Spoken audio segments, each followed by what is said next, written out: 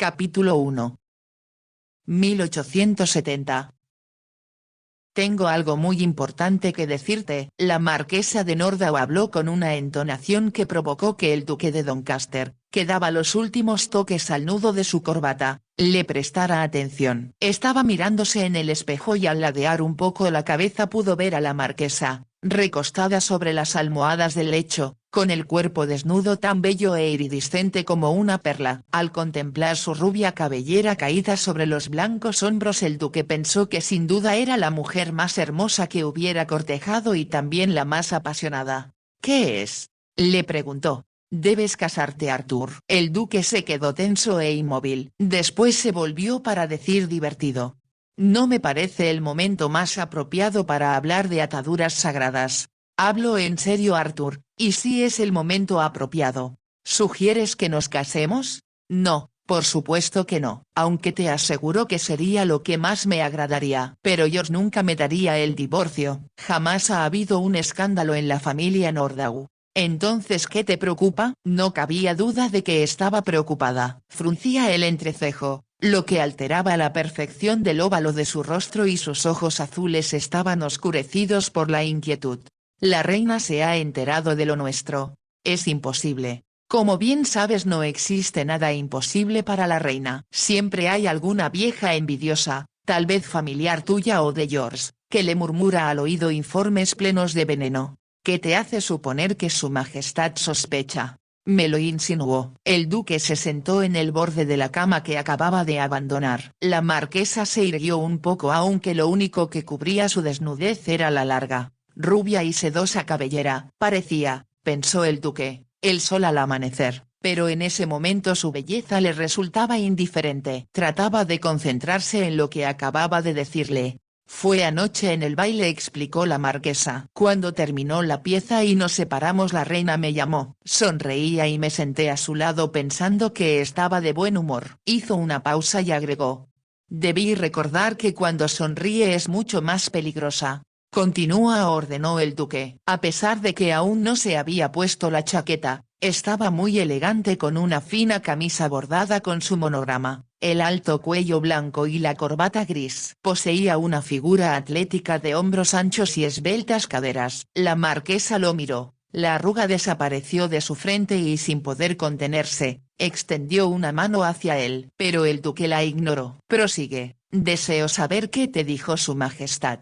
Con ese ingenio que encubre su maquiavélico cerebro dijo: creo, marquesa, que debemos encontrarle esposa al duque de Doncaster. ¿Una esposa, su majestad?, le pregunté. Ya es tiempo de que se case, continuó diciendo la reina. Los duques solteros y apuestos siempre resultan una mala influencia. La marquesa hizo un gesto con las manos. Como comprenderás, Arthur, en ese momento estaba demasiado sorprendida como para responder. La intención de la reina era inconfundible. Entonces agregó: debe usar su influencia, marquesa, y por supuesto su tacto. Son dos cualidades que admiro mucho y siempre busco en mis damas de compañía. Permanecieron en silencio hasta que un momento después ella añadió: ¿sabes cuánto deseo ocupar ese puesto junto a la reina? Le daría una lección a mis arrogantes y criticonas cuñadas, que siempre me han visto con menosprecio y no ocultan su disgusto ante el hecho de que George se haya casado con alguien joven y sin importancia.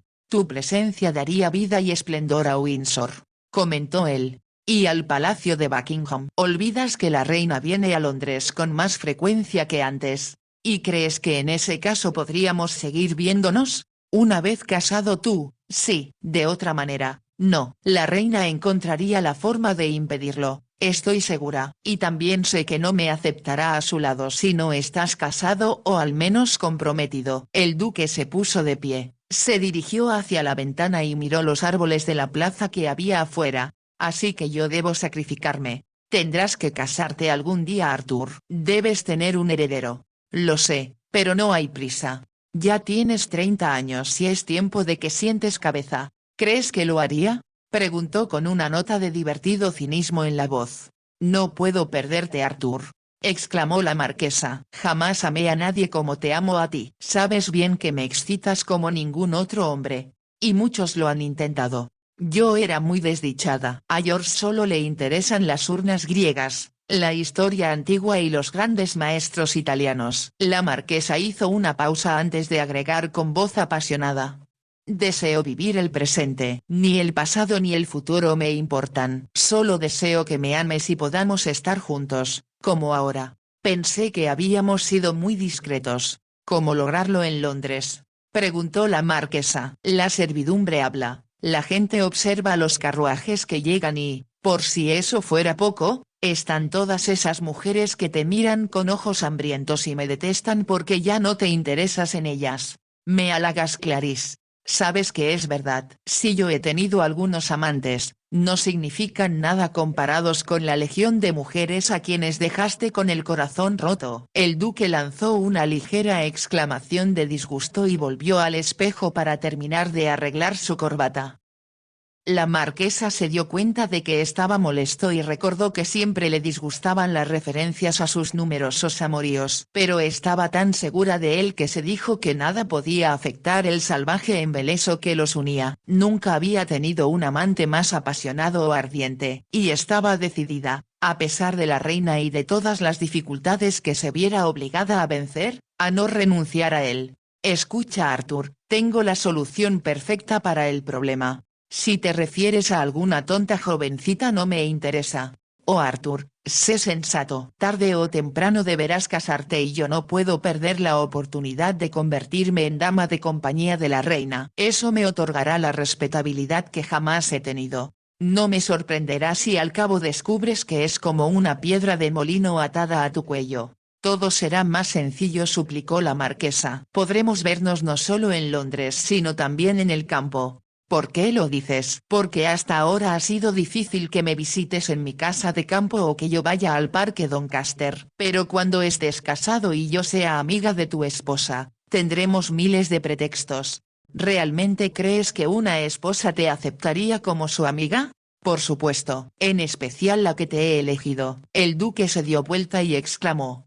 Esto es demasiado, Clarice. Si crees que voy a permitir que elijas a mi esposa estás muy equivocada. No seas tonto, Arthur. Sabes bien que jamás estás en contacto con ninguna jovencita. ¿Cómo podrías hacerlo en tu club, aquí en Newmarket, Epsom o Ascot, o en tu coto de caza de Leicestershire? Reconozco que hay pocas debutantes en tales lugares. Entonces debes dejarlo en mis manos. No solo puedo proporcionarte una esposa complaciente, dócil y de buena cuna, sino también esos acres de tierra que siempre has deseado en el extremo del parque Doncaster. ¿Te refieres a la tierra de Lemsford? Exacto. Si te casas con Felicity Windham podrás pedir como dote ese terreno que su padre posee contiguo al tuyo. Vaya, Clarice. Me presentas un plan completo. Pero ni siquiera conozco a esa joven. Vamos, incluso ignoraba que existiera. Pero siempre has codiciado ese terreno que, como dijiste, te permitiría construir una pista de carreras para ejercitar tus caballos. El duque no podía negar que era verdad. Como si se diera cuenta de la ventaja que tenía en la discusión, la marquesa prosiguió. Como sabes, el conde está atravesando por una situación económica difícil y desea un yerno rico. Felicity Windham es muy bonita. De hecho, si no la comparas conmigo, en realidad es una belleza. Por ese comentario imagino que es una rubia de ojos azules. En efecto, ideal para duquesa. Las rubias siempre lucen mejor las joyas que las de cabello oscuro. Lanzó un suspiro. Oh Arthur, sabes lo mucho que me dolerá ver a una mujer a tu lado luciendo los diamantes Doncaster que son mucho mejores que las joyas que posee George. Apretó los labios antes de agregar. Pero mi amor, comprende que ninguno de los dos está en condiciones de enfrentarse a un escándalo aun cuando estuvieras dispuesto a fugarte conmigo, cosa que dudo. Si te lo pidiera ¿aceptarías? La marquesa reflexionó un instante y luego confesó. Me lo he preguntado con frecuencia y, para ser sincera, creo que no. No soportaría vivir en el extranjero. Rechazada por todos los que me conocen. Tú sí. Los hombres siempre pueden hacerlo. Es la mujer la que sufre en estos casos. El duque sabía que lo que decía era cierto. Muy bien, Clarice, has sido muy persuasiva. Pero por supuesto necesito tiempo para pensar. No hay tiempo. Los dos sabemos que existe una vacante para dama de compañía y que, con seguridad, Una decena de viejas ambiciosas intrigan sin cesar para que las elijan a ellas, a sus hijas o a sus sobrinas. Pero no a mí. ¿Sugieres que tome una decisión inmediata sobre algo tan importante? Si me amas no titubearás. Sería una agonía inexpresable tener que decirnos adiós. No creo poder soportarlo. Podríamos seguir como hasta ahora, sugirió el duque.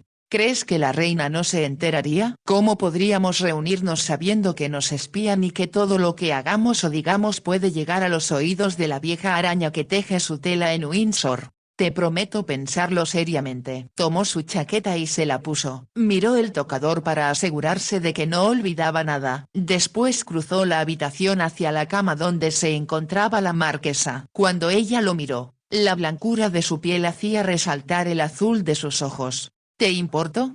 Sabes que sí. Pero el amor es una cosa, Clarice, y el matrimonio otra. Es el amor lo que cuenta. El duque le tomó una mano y se la llevó a los labios. Gracias, Clarice, por hacerme tan feliz. Ella cerró sus dedos sobre los de él y lo empujó contra sí. Adiós, mi maravilloso y magnífico amado, susurró. Levantó sus labios hacia él. El duque trató de resistirse pero era demasiado tarde. Sus labios apasionados lo mantuvieron cautivo y el fuego que estaba tan cerca de la superficie surgió en él para unirse al de ella. El duque tuvo la sensación de que no solo se rendía ante el violento deseo de la marquesa, sino también ante la pérdida de su libertad. Pero en ese instante eso carecía de importancia. Durante el desayuno el conde de Lemsford abrió una carta colocada junto a su plato. El mayordomo se la entregó en una fuente de plata grabada con el escudo de armas de la familia. La condesa no advirtió que la fuente necesitaba limpieza, porque estaba ocupada riñendo a su hija por rasgar su vestido la noche anterior.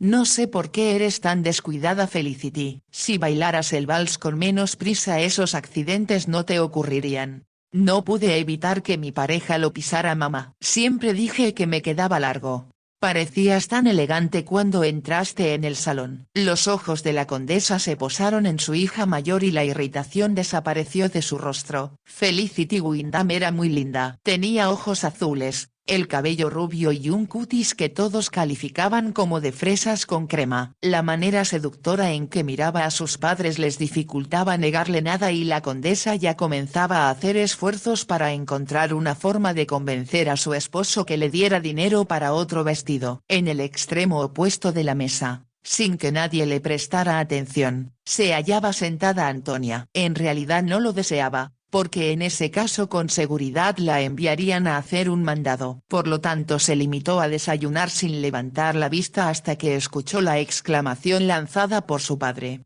«¡Buen Dios! ¿Qué pasa, Edward?», preguntó su esposa. «¿Cuándo llegó esta carta?», preguntó el conde mirando el sobre y sin esperar respuesta agregó. «La entregaron personalmente». «¿Por qué demonios no me la dieron enseguida? Por favor, Edward, las niñas». «¿Sabes de quién es?», preguntó el conde. «No, ¿cómo iba a saberlo? De Doncaster». «¿Doncaster?», repitió la condesa. «¿El duque de Doncaster?». «Por supuesto, Emily, nuestro vecino que desde que heredó jamás me ha invitado». La amargura de su voz reveló un oculto y antiguo resentimiento. «Bueno, ahora te escribió. ¿Qué desea?». El conde miró la carta, como si no pudiera creer en lo que leía. Entonces con lentitud respondió. «Su señoría pregunta, Emily, si puede visitarnos mañana a las 3 de la tarde. Me informa que le parecería de mutuo beneficio estrechar las relaciones entre nuestras familias y espera tener el placer de conocer a mi hija». El duque calló. Las tres mujeres lo miraban con la boca abierta. La condesa fue la primera en reaccionar.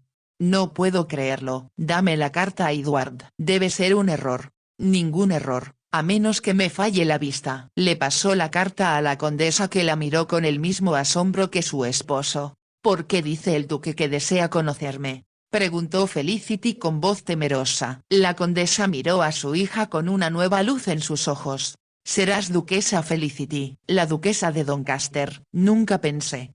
Jamás me habría atrevido a aspirar a tanto». «Pero, ¿por qué yo?», preguntó Felicity. «Debe haberte visto en alguna parte». «Y seguramente se enamoró de ti», contestó extasiada la condesa. «Nada de eso», intervino el conde. «Debe haber alguna otra razón y lo averiguaré cuanto antes». ¿Insinúas, Edward, que existe alguna razón oculta detrás de la proposición del duque que no sea la de convertirla en su esposa? No digo que no la desee como esposa, solo que no está enamorado de ella como un jovenzuelo romántico. Doncaster es un hombre asediado por muchas mujeres. Y si desea casarse con Felicity, lo que casi me parece increíble, debe ser por algún motivo especial. Puedes apostar. Vamos, Edward, si el duque desea casarse con Felicity, debemos ponernos de rodillas para darle gracias a Dios sin buscar motivos ocultos en su proposición. El conde se puso de pie. ¿A dónde vas?, preguntó la condesa. Contestaré esta carta y después iré al Club White. Si el viejo Beddington está allí, lo que es casi seguro, me contará los más recientes escándalos y me dirá a qué se dedica ahora Doncaster. No menciones que vendrá a vernos mañana. Podemos estar equivocados. Tal vez tenga otras intenciones. No soy tonto. Emily salió de la habitación y en cuanto la puerta se cerró, las tres mujeres sentadas a la mesa se miraron con asombro. «Apenas puedo creerlo», exclamó la condesa. «Pero yo no quiero casarme con el duque, mamá», protestó Felicity. Su madre pareció no escucharla. Había vuelto a leer la carta que tenía en sus manos como para asegurarse de su contenido. Felicity iba a repetirlo cuando sintió un puntapié en la espinilla. Miró a través de la mesa y al ver que su hermana le hacía un gesto de advertencia, las palabras murieron en sus labios. «Debemos subir a tu habitación para elegir lo que te pondrás para recibir al duque», sugirió la condesa después de un momento. «Creo que será el vestido azul pálido. Te favorece mucho por el tono de tus ojos. Bueno, también el blanco con toques de azul turquesa. No hay tiempo de comprar nada nuevo, así que será alguno de los dos. Espero que estén limpios». Se levantó de la mesa y sus hijas la siguieron. Al llegar a la puerta de la habitación de Felicity se detuvo y dijo cortante: «No te necesitamos, Antonia. Estoy segura de que tienes bastante que hacer. Ayuda a limpiar los salones. Janet no puede hacerlo todo». «Sí, mamá». Antonia se alejó no sin antes dirigirle una mirada de advertencia a su hermana y un discreto gesto para indicarle que volvería más tarde. En la casa siempre había muchas tareas para Antonia. Como no contaban con suficiente servidumbre, se le asignaban algunos trabajos de doncella y hasta de lacayo. Pero estaba acostumbrada y no la perturbaba para nada. Sin embargo, esa mañana le hubiera gustado permanecer con Felicity cuando su madre elegía el vestido para el día siguiente, pues temía que su hermana cometiera un error. Una hora después, cuando entró en su alcoba y la encontró sola, comprobó con alivio que su temor había sido infundado. En cuanto vio a su hermana, Felicity corrió a abrazarla y prorrumpió en lágrimas. «¿Qué voy a hacer, Antonia? No puedo casarme con el duque».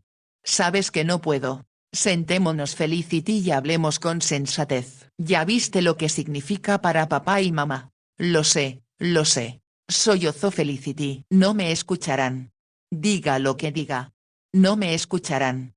Pero amo a Harry». «Tú sabes cuánto lo amo». «Sí, querida, pero Harry no es duque. Me ama y le prometí que me casaría con él en cuanto lograra convencer a papá». Antonia suspiró. Se preguntaba cómo explicarle a Felicity que su padre no escucharía a Harry Stamford, hijo de un noble que poseía una linda casa familiar en una pequeña propiedad. Las dos hermanas lo conocían desde pequeñas. Solían asistir a las mismas fiestas y, ya mayores, a cacerías. A Antonia le resultaba difícil recordar en qué momento se dio cuenta de que estaban enamorados. Cuando Felicity tenía solo 17 años, a Harry le había sido imposible pedir su mano, ya que solo tenía 3 más que ella y no contaba con medios económicos para sostener a una esposa. Y ahora las circunstancias no habían mejorado. Como era hijo único, cuando su padre muriera heredaría la propiedad. También tenía un tío soltero que había prometido nombrarlo su heredero. Harry se había propuesto solicitar el permiso del conde para casarse con Felicity antes que partieran hacia Londres, donde se encontraban ahora para pasar la temporada social, pero Antonia le había aconsejado que no lo hiciera.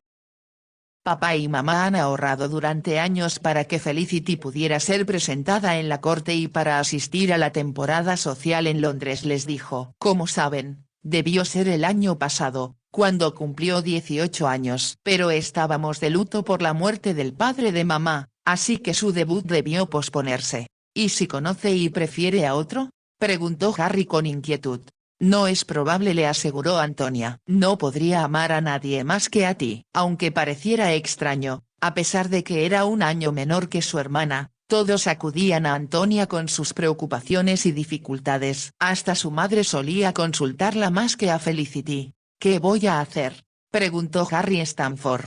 Espera a que finalice la temporada, le aconsejó Antonia. Cuando regresemos al campo podrás hablar con papá. Se mostrará más dispuesto entonces. Lo que Antonia quería decir en realidad era que solo tendría oportunidad si Felicity no recibía una proposición matrimonial más ventajosa. Sin embargo, eso le parecía poco probable. Aun cuando Felicity era muy bonita y atraía a los hombres como la miel a las moscas, ellos lo pensaban 2 veces antes de proponerle matrimonio a una joven que no tenía dote y solo contaba con la posibilidad de heredar, a la muerte de su padre, 500 acres de la no muy productiva tierra de Hertfordshire. Eso, por supuesto, si la propiedad no se vendía o se repartía en partes iguales entre las 2 hijas, lo que Antonia dudaba. Pero aunque Felicity recibía muchos cumplidos y jamás se quedaba sin pareja en los bailes, hasta ese momento nadie había hecho el intento de hablar con el conde y todo se reducía a coqueteos intrascendentes. Y ahora de pronto, como surgido de la nada, había aparecido el duque de Doncaster y Antonia sabía que eso echaría por tierra las esperanzas de Harry de convertirse en el esposo de Felicity.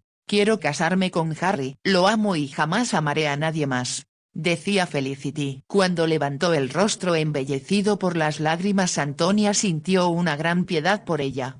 Creo que debes enfrentar los hechos, querida. Papá jamás te permitiría casarte con Harry si tienes la posibilidad de convertirte en duquesa. No quiero ser duquesa, solo vivir tranquila con Harry. He disfrutado de los bailes y fiestas, Antonia, pero no ceso de pensar en él y preferiría estar en casa y a su lado. Antonia sabía que era sincera y pensó con temor que sin duda Felicity sería desdichada en un ambiente de pompa y lujo. También sabía más acerca del duque que cualquier otro miembro de su familia. De hecho, hubiera podido decirle a su padre cuáles eran sus motivos con la misma precisión que el viejo chismoso a quien había acudido a consultar. Como sus propiedades eran contiguas, aunque el duque poseía cerca de 10.000 acres, Antonia siempre había sentido gran curiosidad, no tanto por él como por sus caballos. Esos animales constituían uno de los amores de su vida y aunque montaba desde pequeña, siempre le asignaban los caballos más viejos, desechados tanto por su padre como por su hermana. Sin embargo, como si poseyera una magia propia,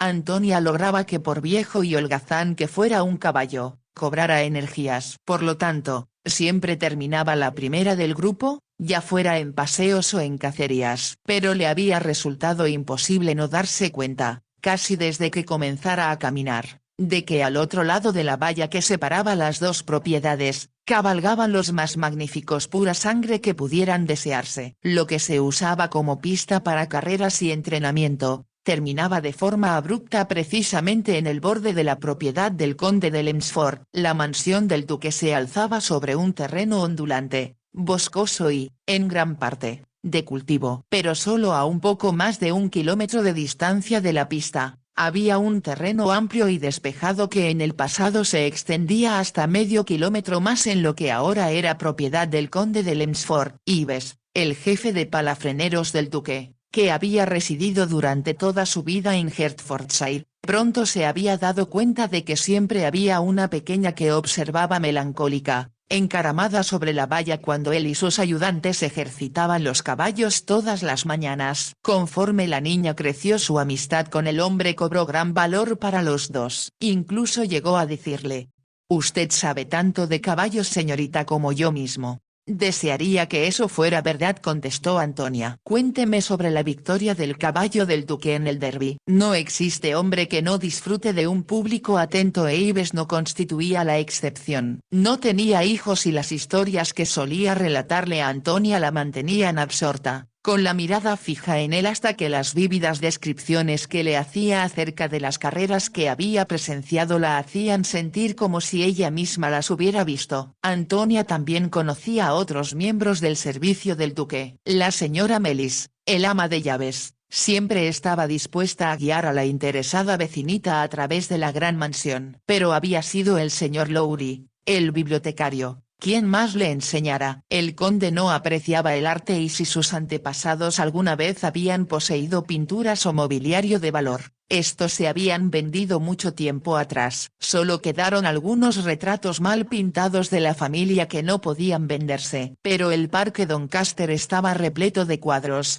mobiliario, objetos de arte y tesoros coleccionados durante siglos, cada uno con una historia que a Antonia le parecía fascinante. Como el señor Lowry le había enseñado más que la ineficiente institutriz que el conde consiguiera para ella, Antonia, después de los 15 años, pasaba más tiempo en el parque Doncaster que en su casa. La institutriz no se preocupaba en lo más mínimo por sus ausencias, satisfecha de tener que lidiar solo con Felicity. Como era tan bonita, ni ella ni sus padres consideraban importante educarla ni desarrollar sus talentos potenciales. La condesa insistía en una sola cosa, y era en que sus dos hijas hablaran con fluidez el francés.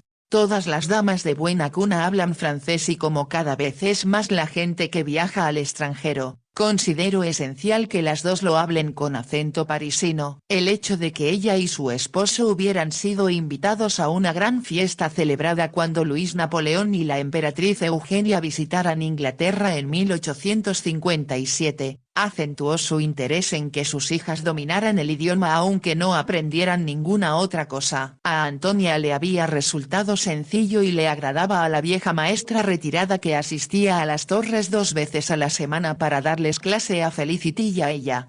Se me olvidan esos complicados verbos, se quejaba Felicity. Pero Antonia no solo había dominado los verbos sino que en poco tiempo ya conversaba con la maestra y le hacía innumerables preguntas acerca de Francia y en especial sobre París. Así como la institutriz se concentraba en su hermana y se olvidaba de ella, la maestra de francés hacía lo contrario. Ponía toda su atención en Antonia y dejaba que Felicity permaneciera en silencio, sumida en sus pensamientos, que sin duda no tenían que ver con la cátedra de francés. Al menos hay dos temas sobre los que sé mucho, se había dicho Antonia en una ocasión. El primero son los caballos gracias a Ives y el segundo el francés gracias a la maestra. El señor Lowry le había proporcionado algunos libros que satisfacían ambos intereses y como tanto el conde como su esposa casi no charlaban con su hija pequeña, se habrían sorprendido ante sus amplios conocimientos y lo mucho que leía. Finalmente el conde había despedido a la institutriz para ahorrarse el reducido salario. Consideraba que Felicity ya no estaba en edad de recibir lecciones. El hecho de que Antonia fuera un año menor no había parecido importarles. La condesa ya había afirmado de forma categórica que no presentaría juntas a dos hijas debutantes. Su forma de decirlo había provocado que Antonia pensara que dudaba de que su hija menor llegara a casarse y, si lo hacía, sería con alguien sin ninguna importancia. Y cuando Antonia se miraba en el espejo eso no le sorprendía. A diferencia de Felicity, tenía una cabellera oscura, pero no del tono que le agradaba a los novelistas románticos. Era de un color indefinido, casi negro como para rodear de oscuras pestañas sus ojos verde-gris, pero no lo suficiente como para que su piel resaltara con esa blancura que estaba de moda entre las jóvenes bellas de la sociedad. Me gustaría tener el pelo rojo y que mis ojos fueran de un verde vivo.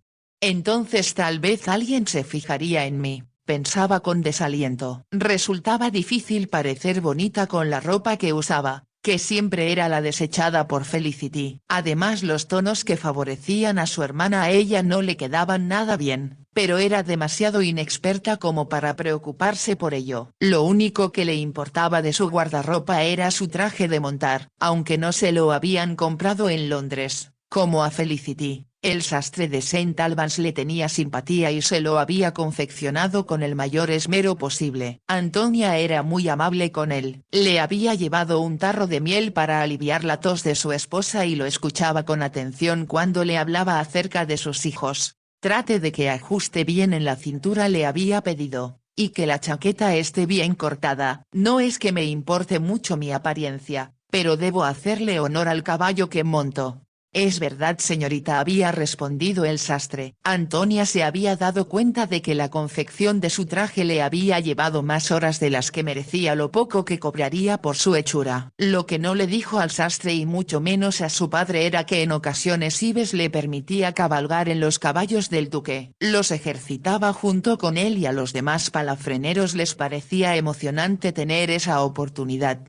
Es una verdadera lástima señorita, le había comentado Ives, que no pueda montar caballos como estos para cazar. Daría mucho que hablar. Sí que lo haría, admitió Antonia. E imagínate qué celosos se pondrían los demás. Pero sin duda se lo dirían a su señoría y entonces me enviarían al otro lado de la valla donde me conociste. Era una broma entre ellos e Ives se rió. Es verdad señorita, nunca olvidaré sus grandes ojos atisbándome. Primero me molestó pensar que nos espiaba, hasta que cuando nos conocimos me di cuenta de que su interés era genuino. Fue el día más afortunado de mi vida Ives. Solía pensar que todo lo desagradable de su casa le resultaría soportable mientras pudiera refugiarse con Ives y los caballos. Así compensaba la desdicha que sentía por no ser deseada. Cuando era pequeña, la primera vez que se dio cuenta de que a su padre le irritaba el hecho de que no hubiera sido varón, lloró con amargura porque no podía complacerlo y cambiar de sexo. Al crecer supo por medio de la servidumbre que su madre había sufrido tanto durante su alumbramiento que los médicos opinaron que ya no podría tener más hijos. Antonia comprendió entonces la gran desilusión de su padre.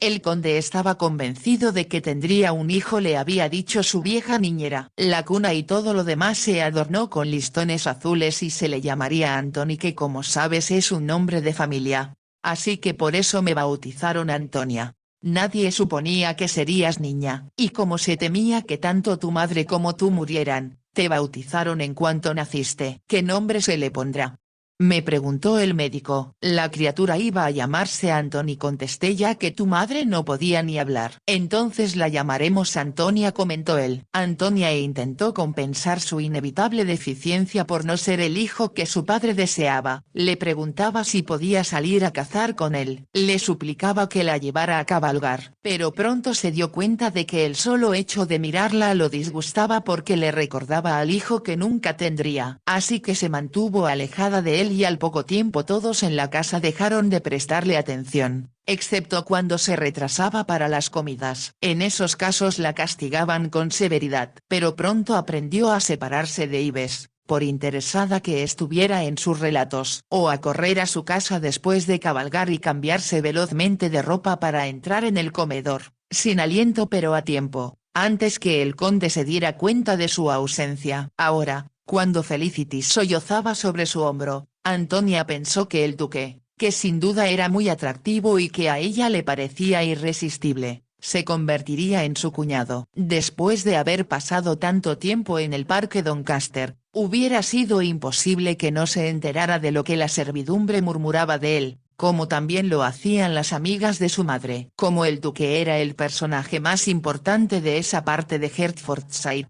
constituía un tema interminable de conversación. Y aunque su señoría jamás se relacionaba con la gente de la localidad, ello no impedía que se hablara de él y se mencionaran sus innumerables romances. Antonia parecía tan insignificante y era tan discreta, que las damas, que llegaban a su casa a tomar el té, olvidaban su presencia. Les ofrecía bocadillos y golosinas, les daba sus tazas y después se sentaba en un rincón, fuera de su vista, a escuchar con embelesada atención cuando mencionaban al duque. Sabía cuándo se iniciaba y cuándo terminaba cada uno de sus amoríos. Se enteró de esposos celosos quienes le resultaba difícil comprobar lo que sospechaban, y una y otra vez escuchó hablar de mujeres que proclamaban a todos los vientos que tenían roto el corazón porque el duque las había amado y después olvidado. Y esas historias le parecían tan fascinantes como algunas de las novelas románticas que le había prestado la institutriz, que mataba sus horas de ocio leyendo acerca del amor que probablemente jamás experimentaría. Siempre le parecieron tonterías, hasta que algunos de los relatos que escuchó acerca del duque resultaron tan parecidos a ellas como nunca imaginara. Me pregunto qué tendrá que vuelve locas a las mujeres, pensó. Contempló los retratos de él que colgaban en los muros del Parque Doncaster. Aunque mostraban a un hombre apuesto, sintió que faltaba algo. Algo que no podía explicarse pero que estaba segura de que los pintores no podían plasmar en el lienzo. Lo había visto en persona cuando cabalgaba en la pista, lo que hacía siempre que residía en el Parque Doncaster. Pero por expresas instrucciones de Ives, ella se mantenía fuera de su vista, limitándose a atisbar por encima de la valla para admirar su maestría de jinete que lo hacía parecer parte de su caballo. Como siempre galopaba le era imposible distinguir su rostro o la expresión de sus ojos. Siempre había deseado conocerlo y ahora parecía probable que lo hiciera, no al día siguiente, ya que estaba segura de que no le permitirían estar presente cuando conociera a Felicity, pero sí después de que se anunciara el compromiso. Al pensarlo los brazos de Antonia apretaron a Felicity. Tenía conciencia de lo mucho que eso haría sufrir a su hermana y por lo que sabía del duque, comprendía que Felicity jamás se adaptaría a él. Era una jovencita dulce y tierna, pero en muchos aspectos bastante tonta y muy vulnerable si no la amaban y mimaban. ¿Lo haría el duque? ¿Se lo habría propuesto siquiera? ¿Qué puedo hacer, Antonia?, sollozó Felicity. Antonia pensó en la marquesa de Nordau,